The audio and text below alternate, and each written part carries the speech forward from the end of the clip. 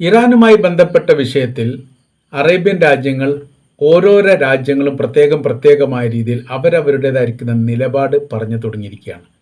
മുൻപത്തേതിൽ നിന്ന് വ്യത്യസ്തമാണ് ഇപ്പോഴത്തെ സമീപന കാര്യങ്ങൾ എന്നുള്ളത് കൃത്യമാണ്.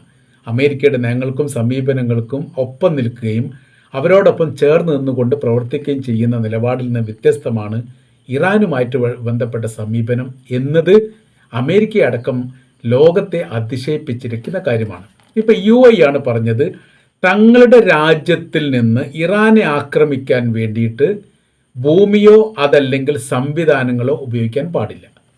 അത് കൃത്യമായിരിക്കുന്ന നിലപാടായിട്ട് തന്നെ UAE അമേരിക്കയോട് പറഞ്ഞു. ഭൂമി ഉപയോഗിക്കരുത് എന്ന് മാത്രമല്ല, നിങ്ങളുടെ സൈനിക ബേസ് പ്രവർത്തിക്കുന്നത് തങ്ങളുടെ രാജ്യത്താണ് എന്നത് മറന്നു പോകരുത് എന്ന് പറയുന്ന സമയത്ത് അത് ആ വാക്കുകൾക്കൊക്കെ കഠിനമായിരിക്കുന്ന അർത്ഥങ്ങളുണ്ട് എന്നുള്ളത് കൃത്യമാണ്.